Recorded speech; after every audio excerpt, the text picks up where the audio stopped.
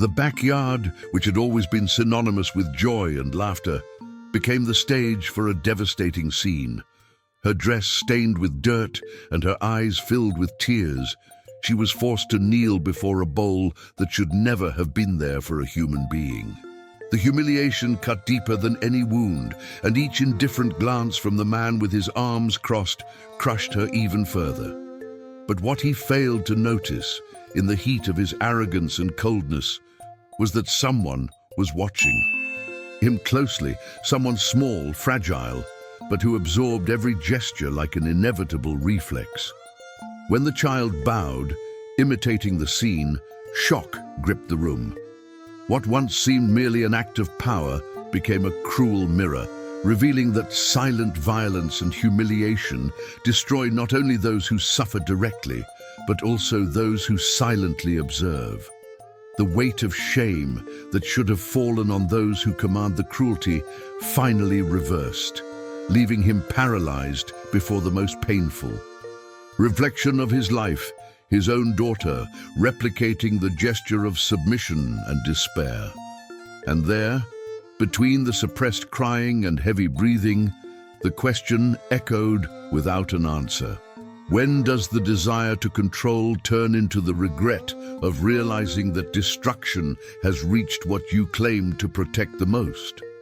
If this story touched you from the very first moment, subscribe to the channel, like it, and share it so that more people can feel this emotion too. Before being cast into the abyss of public humiliation, Han Soo-jin was known for the simplicity of her life and the serenity she radiated in her small gestures. Born in Busan, the daughter of a seamstress who spent entire nights at the treadle machine to support her family, she grew up in a humble home steeped in solid values. Her youth was not marked by lavish parties or expensive clothes, but rather by long walks to school, where she dreamed of a dignified future, and afternoons spent helping her mother sew on buttons and adjustments for neighbors. Soo-jin always believed that happiness lay in the details invisible to the hurried eye. The smell of freshly cooked rice, the sound of the Busan sea waves crashing against the rocks, and the sincere smile of someone who shared little but offered everything.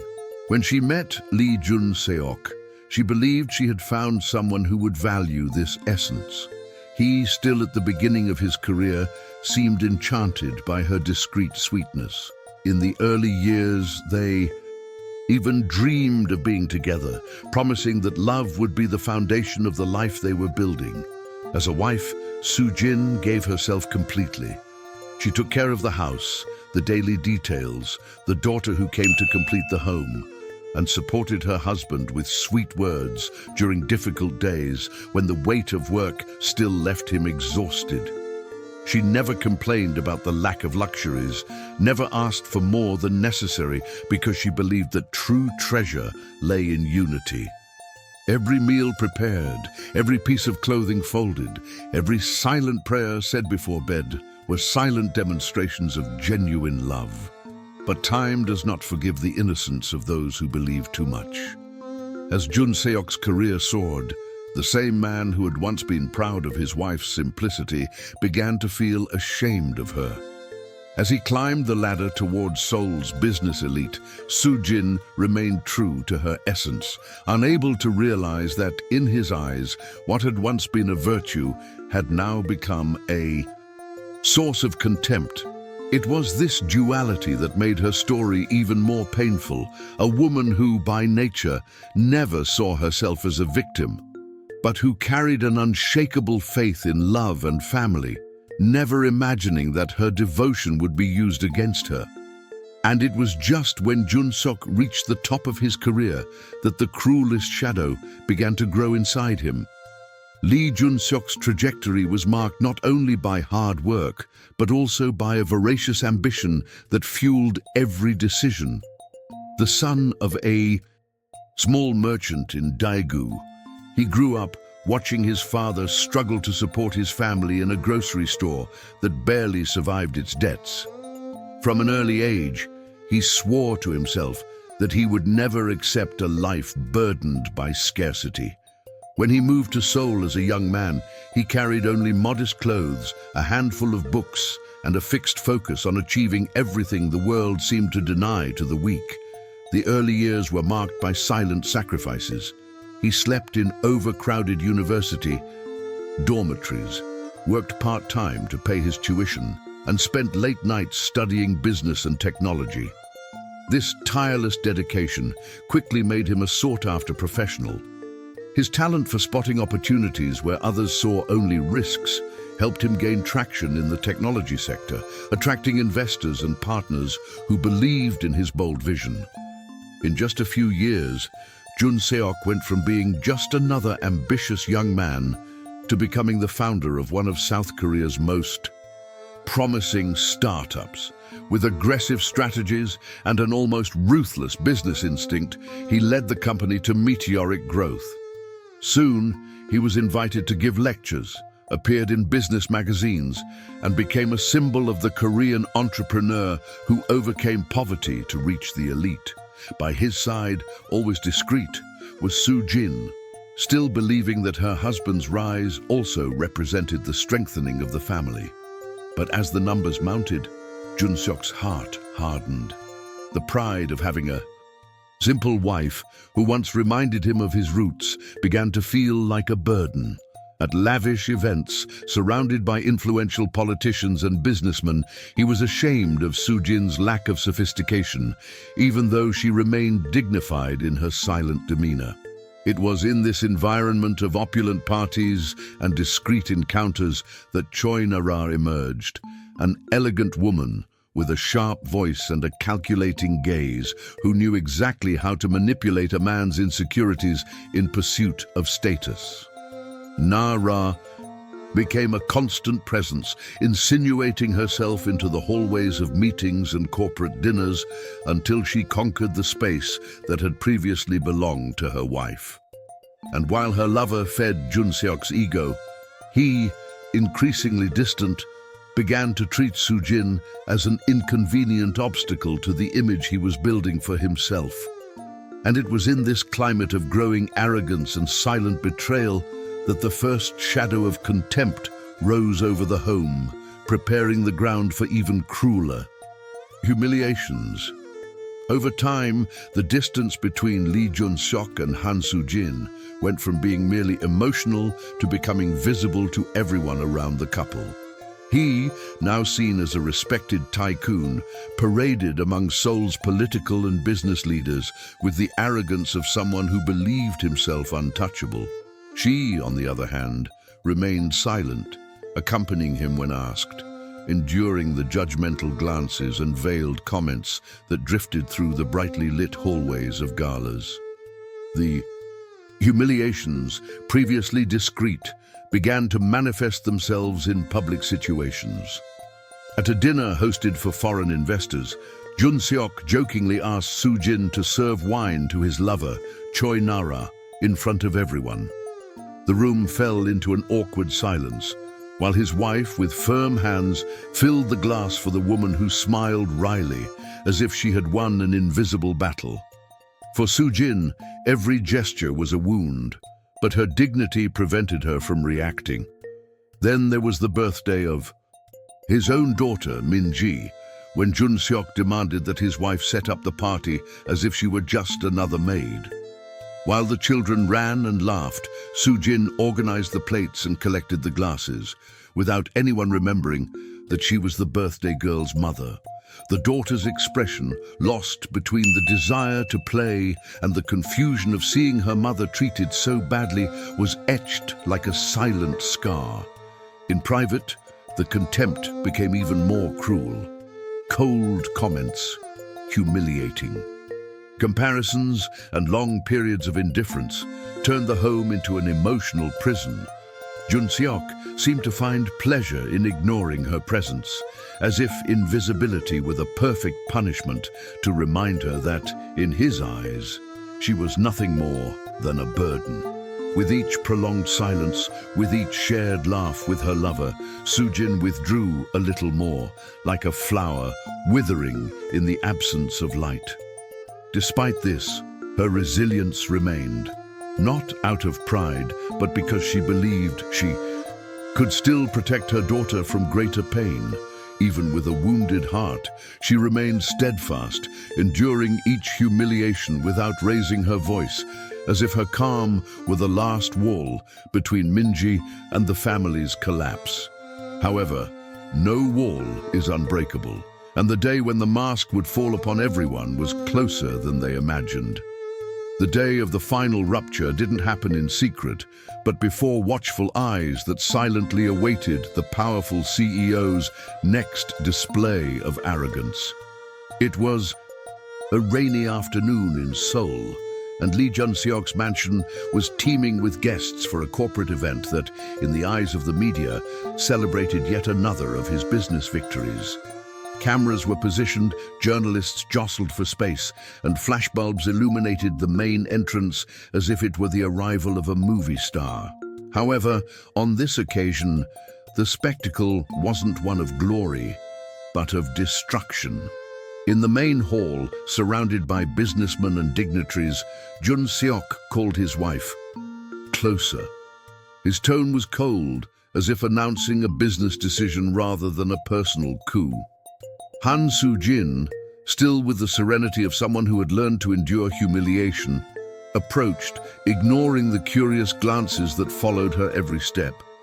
Then, with a calculated gesture and a smile that didn't hide contempt, the CEO declared, before everyone, that she wasn't worthy of remaining by his side. He said her simplicity was a burden, that her presence shamed the impeccable image he had built. Murmurs began to spread like wildfire among the guests. Some looked shocked, others judgmental, but everyone witnessed the scene that would make headlines the next day. Jun-seok, in a final display of power, ordered Soo-jin to leave the house immediately, taking only what she could carry. The impact was so brutal that even those closest to her struggled to breathe. She, for her part, didn't cry. With firm steps, she walked to the bedroom, grabbed some of her daughter's clothes, and returned with the sleeping Minji in her arms. Her gaze briefly met her husband's, but there was no hatred, not even words of pleading. Only a silent calm that, paradoxically, seemed more powerful than all the arrogance he displayed. As she walked through the front door in the rain, photographers captured the moment when the woman, bathed in dignity, left behind not just a mansion, but an entire life built on sacrifice. Inside, Jun-seok raised his wine glass as if celebrating a victory, oblivious to the fact that he had destroyed the only person capable of understanding his weaknesses. Outside, Soo-jin walked down the wet street, unsure of where to go, but aware that she still had something left that all the money in the world couldn't buy: the strength to start over. What she couldn't imagine was that, even far from that house, the wounds opened that day would turn into deep scars, and that the silence of her fall would become the beginning of an unstoppable transformation. The first few nights in Busan were a deep dive into a reality Han Soo-jin thought she'd never face again. The rain seemed to insistently follow her, falling heavily on the simple roof of the small rented house on the outskirts of the city. There was no more polished marble, no sparkling chandeliers, no servants to organize the days. There were only peeling walls, the silence cut by the wind that blew through the cracks, and the constant memory of the humiliation splashed across newspaper headlines, which still echoed in her mind. Each night, Soo-jin sat on the cold floor, her daughter Minji sleeping on a makeshift mattress, and let the tears that hadn't flowed before Jun-seok finally find release. She wept softly, so as not to wake her, but inside she carried a storm that seemed impossible to contain. The shame came not from her simplicity, but from the cruelty she had endured defenselessly. Yet between each stifled sob, there was also the silent spark of determination not to be destroyed. The following days revealed a new routine, marked by the daily struggle for survival. Sujin cooked with what little she had, mended the clothes inherited from her daughter, and walked the narrow streets in search of work that would allow her to secure food and dignity. There were no more silk dresses or expensive shoes. There were only worn-out footwear and an old coat to protect her from the cold. Yet her every gesture carried a silent strength, as if she were learning to rebuild. Her life from invisible ruins. Loneliness became an inevitable companion. Neighbors looked on curiously and whispered about the woman who had once been the wife of a Seoul tycoon and now found herself reduced to the simplicity of a modest neighborhood. She endured the stairs without lowering her head, maintaining her posture erect, even though inside she still felt shattered. With every step she took through the streets of Busan, there was the weight of the past and the uncertainty of a future, but also the courage to carry on, because giving up was never an option. Her heart still burned with pain, but time was beginning to teach her that wounds, even open ones, can become trenches of strength. And while Junseok believed he had erased her from history, Sujin, isolated, silent and invisible, sowed the seeds of something no one could have foreseen. What he would never suspect was that silence that seemed like weakness hid the first breath of a turnaround that would change everything. The months in Busan became a period of fertile silence, where pain blossomed into a seed of strength. Han Sujin, who once lived in the shadows of a luxurious mansion, now wandered the narrow streets, balancing her daughter's school backpack in one hand and the bag of books borrowed from the public library in the other. At night, when Minji finally fell asleep, she would turn on the small desk lamp and delve into dense pages of business administration, law, and market strategies. It was as if each word she studied was an invisible brick in the reconstruction of her life. During the day, Sujin had landed a job as an assistant at a local law firm. The pay was modest, but the experience was valuable. She silently observed the lawyers' movements, learned from their drafting of contracts, absorbed every detail of meetings that, to others, seemed trivial. At the end of the day, she would take notes hidden in small notebooks, reviewing them at home like someone protecting a treasure. This exhausting routine wasn't a burden, but a secret path that brought her closer to something she hadn't yet dared to name. Little by little, the fragility that had marked her departure from the mansion began to dissipate. Her haggard expression gave way to a firm gaze, and her hands, which had previously trembled at Junseok's cruelty, now confidently held the books that would guide her toward a new identity. There was no rush, no fuss.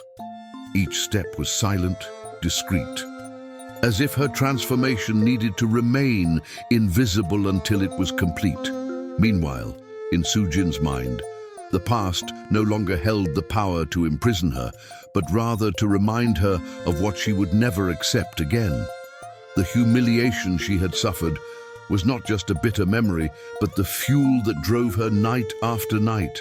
Every page turned, every contract revised, every class attended in silence was an affirmation that she would not be remembered simply as the woman expelled under the flashbulbs of photographers, but as someone capable of writing her own story. And as time passed, Junseok believed his wife had disappeared into obscurity.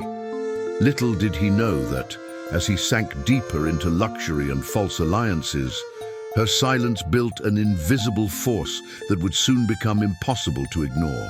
And when that moment finally arrived, not only his life, but the entire empire he thought unshakable would begin to tremble.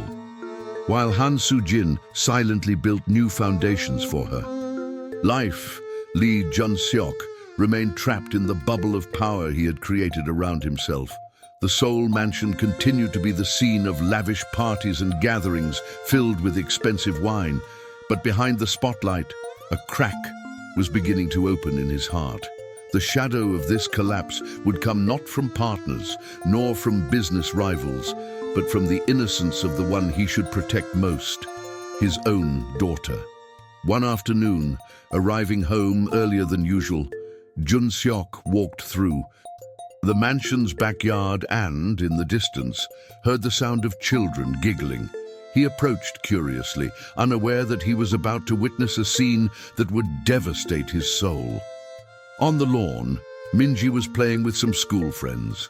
Laughing, she grabbed a handful of dog food and, imitating the scene she had once witnessed without understanding, put it in her mouth, repeating the same words she had heard from her father.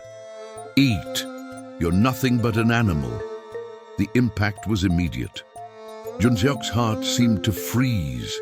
The landscape of power and arrogance he had built over the years crumbled in seconds before his daughter's purity, reproducing as if it were an innocent game the cruelty he himself had sown.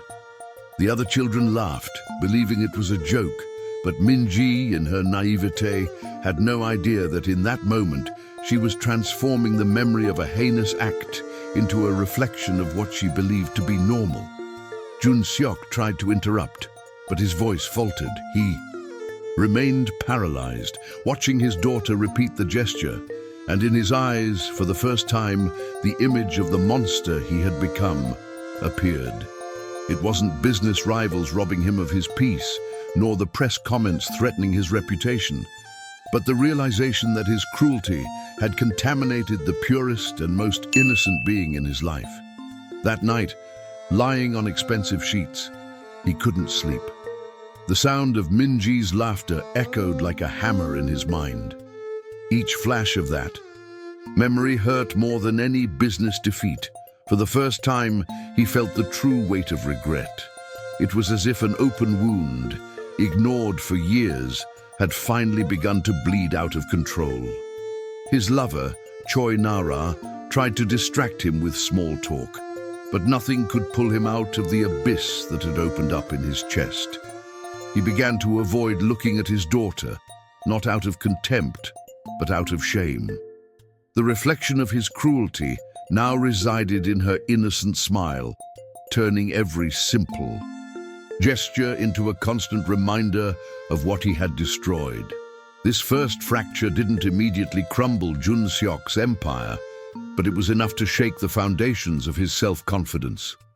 From that day forward, the mask of power began to crack, and the more he tried to ignore what had happened, the more the weight of that memory haunted him, corroding his soul from within like a silent flame that never goes out. But that scene in the backyard would only be the prelude. What he didn't yet know was that fate had in store a reunion capable of exposing, before everyone, the force he feared most, the return of the one he should never have despised. Years had passed since the rainy night Han Soo-jin had left the Seoul mansion with her sleeping daughter in her arms. In that moment, amidst the darkness and the storm, she carried not only the child she loved, but also the weight of humiliation, loneliness, and the pain of being treated as nothing by the one who should have been her support.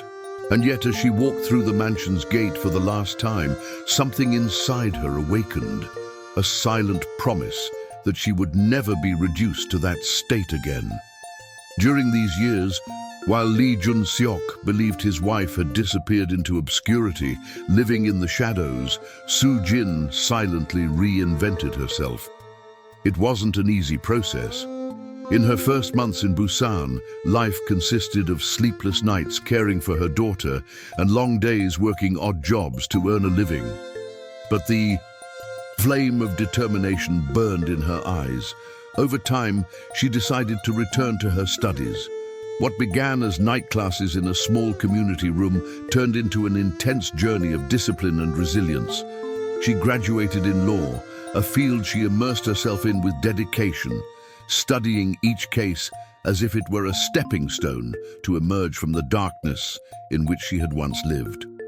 Not satisfied, she also delved deeper into business administration, combining legal reasoning with a strategic market vision.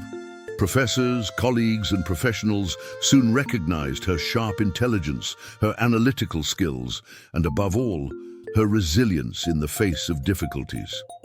Soo-jin's name began to circulate with respect. From someone seen only as a humiliated wife, she became a reference in academic forums and business meetings. While Jun Seok remained in his bubble of arrogance, believing the world remained under his control, she grew.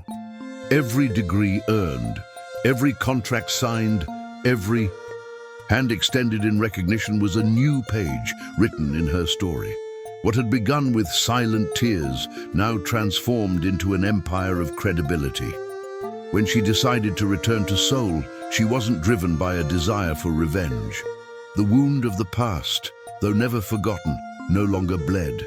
She returned with the serenity of someone who understands that time is the most ruthless judge, and that no punishment is greater than watching one's own arrogance crumble before one's eyes. She walked the capital's wide avenues dressed elegantly, not ostentatiously but dignifiedly. Her firm step and confident gaze attracted attention. It wasn't her beauty that impressed, but the silent grandeur of someone who had walked through the fire and emerged even stronger. The inevitable reunion didn't happen in an intimate setting or amid tears, but rather in the territory that had always been Jun Seok's pride, the corporate market. Already weakened by poor decisions and the crisis eroding his company, he desperately sought support at an event packed with investors. It was his last chance to save his reputation. The luxurious hall was packed with renowned business people, attentive analysts, and journalists ready to capture every detail of the negotiations. Suddenly, the doors opened, and what emerged was not just another investor, but the embodiment of a past he'd believed he'd erased. Han Soo-jin strode through the room with firm steps, greeting allies and receiving bows. The room, previously filled with voices, plunged into a deafening silence. It was as if all eyes had been drawn to her, who now carried the weight of a story of overcoming adversity reflected in every confident gesture. Jun Seok, seated at the head table, felt his heart race. For a moment he couldn't move. The face he'd thought had vanished from his life, the face he himself had crushed with contempt, was there, before everyone, a living symbol of power and dignity. Soo-jin took the stage, not with words laden with anger, but with the devastating calm of someone who doesn't need to shout to be heard. Her presentation was impeccable. She clearly presented technical data, presented strategic solutions, and earned smiles and discreet applause from investors who had previously been hesitant. There was no provocative pride in her expression. There was only serenity, and that calm was more destructive than any accusation. Every sentence she uttered was an invisible blow to Jun Seok, he who had always prided himself on his negotiating skills, now cringed with each word, feeling diminished by the silent strength of the woman he had once despised. To those present, it was a simple corporate dispute, but to him, it was like watching his entire life crumble without anyone around him understanding the true magnitude of the moment. Rumors began to circulate quietly among the guests. Who was this woman who had emerged with such imposing presence? How had she earned so much respect in such a short time? Some had learned of her trajectory, others merely observed the impact. What everyone saw, however, was clear. A new power had emerged, and it no longer belonged to the once unshakable CEO, but to the woman he had tried to erase from history.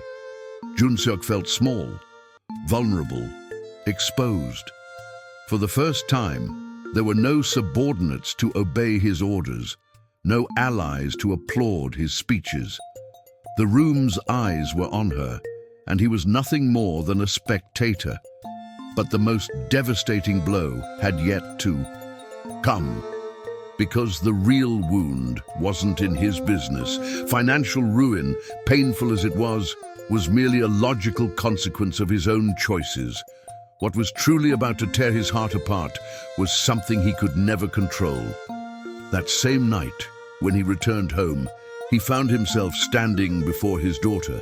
The girl, now older, looked at him with a mixture of curiosity and coldness. He tried to smile, tried to make conversation, but he sensed something had changed. That innocence that had once enchanted him was now tainted by the silent memory of everything he'd witnessed as a child. The memory of seeing his mother kneeling, humiliated, before a bowl in the backyard still echoed in his mind like an open wound. And, when he least expected it, his daughter surprised him with a simple but devastating phrase that resonated in his conscience as a final sentence. "Dad, I don't want to be like you." There, the irreversible weight of regret fell upon him. Not all the power, not all the money, not all the contracts would be able to erase the scar left on the soul of the one he claimed to love most. And that night, alone in his silent mansion, Jun-seok finally understood. Losing business was painful, but losing his own daughter's respect was the real punishment. As Han Soo-jin's return ignited the business world's backstage, something even more painful began to gnaw at Lee Jun-seok's heart. The newspapers highlighted the new power figure emerging in Seoul, but for him, the true defeat came not from the headlines, but from the cold silence that began to settle between him and his daughter. Min-ji, now a teenager, had grown up watching her mother's rise from afar.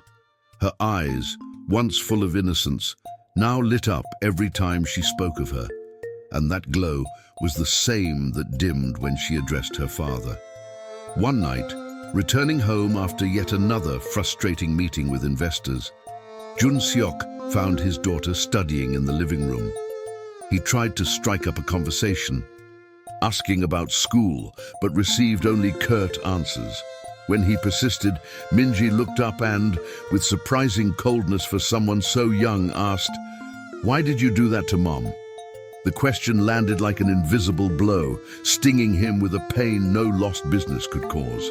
He tried to justify himself, but his daughter got up, ended the conversation, and left him alone.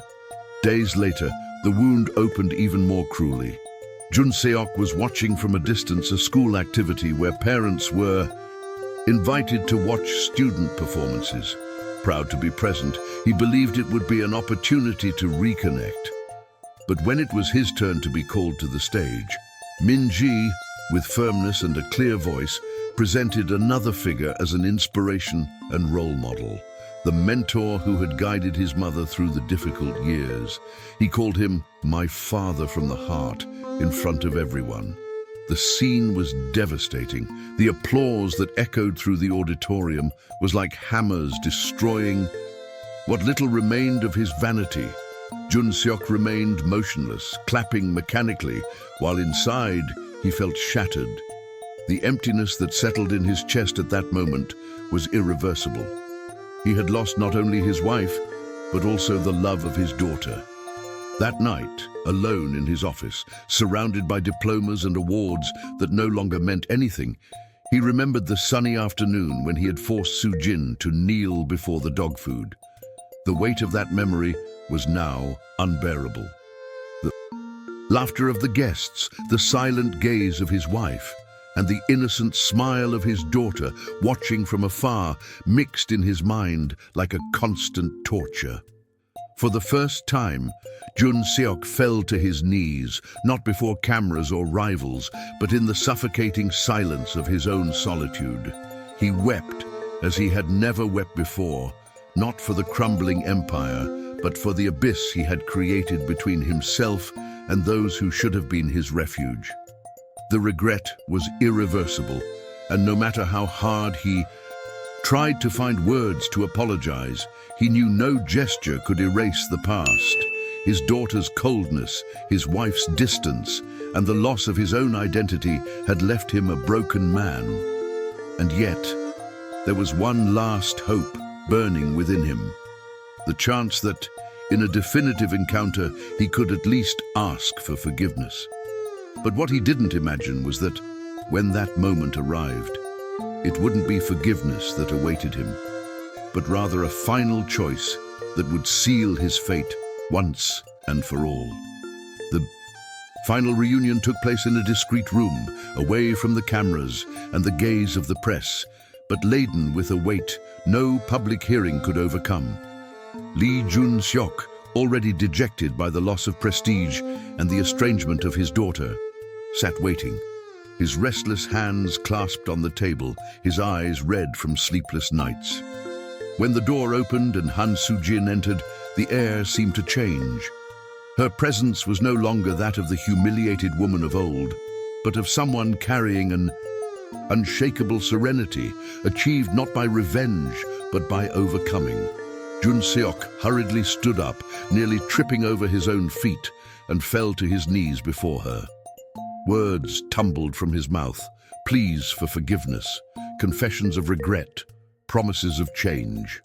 His choked voice contrasted with Soo-jin's absolute silence, as she simply watched him with steady eyes, without a trace of anger, but also without apparent compassion. The scene he believed to be his redemption became, with each passing second, an even greater abyss. Her daughter Min-ji watched from afar, her heart torn between the weight of her blood and the love she'd earned for her mother. Jun-seok reached out to the young woman, begging for a chance to start over, but her expression reflected the coldness of someone who can't forget the scars left in childhood. Soo-jin's piercing silence made even his sobs seem futile. Finally, after long minutes, she leaned in slightly, as if willing every word to be burned into his memory. With devastating calm, she simply said, "Take good care of what's left of your soul, Jun-seok." There was no shouting, no accusations, no explicit revenge. It was precisely this absence of hatred that destroyed him even further.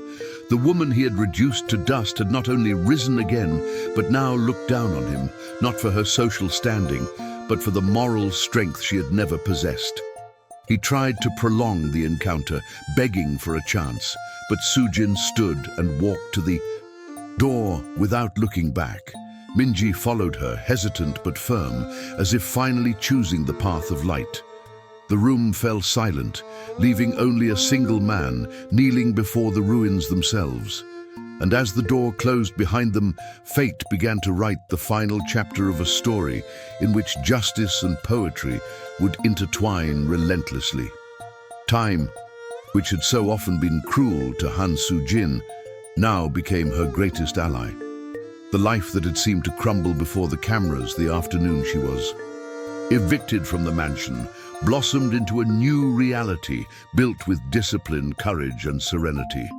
In an apartment lit by large sole windows, she set the breakfast table next to her daughter, who smiled with the tranquility of someone who had finally found a peaceful home.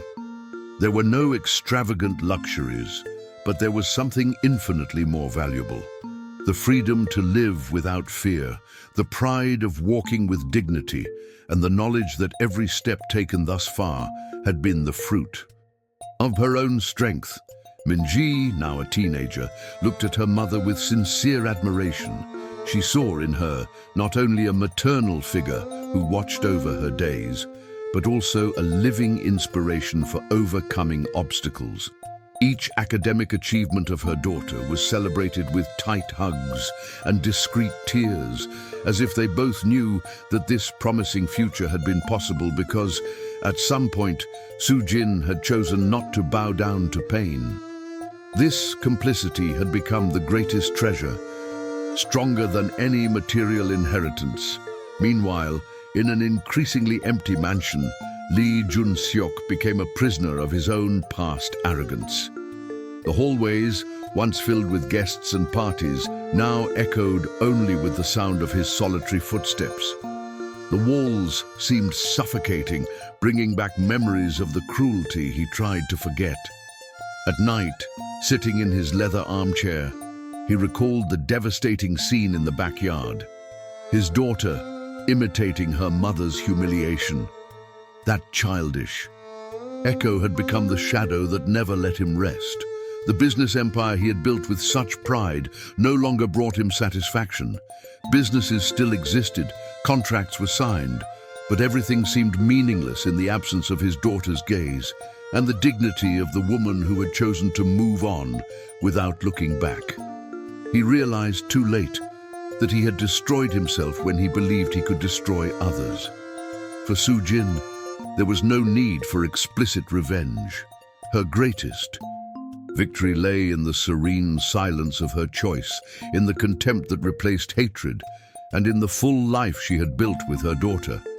Poetic justice was served not in courtrooms or headlines, but in the contrast between her peace and the emotional ruin of the man who had once dared to humiliate her.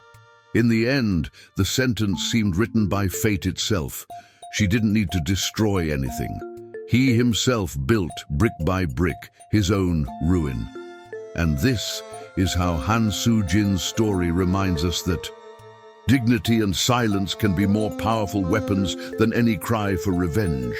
If this story touched you, subscribe to the channel so you don't miss future episodes. Like and share this video so more people can experience intense narratives like this one. Your participation is what keeps this journey of heartwarming stories alive.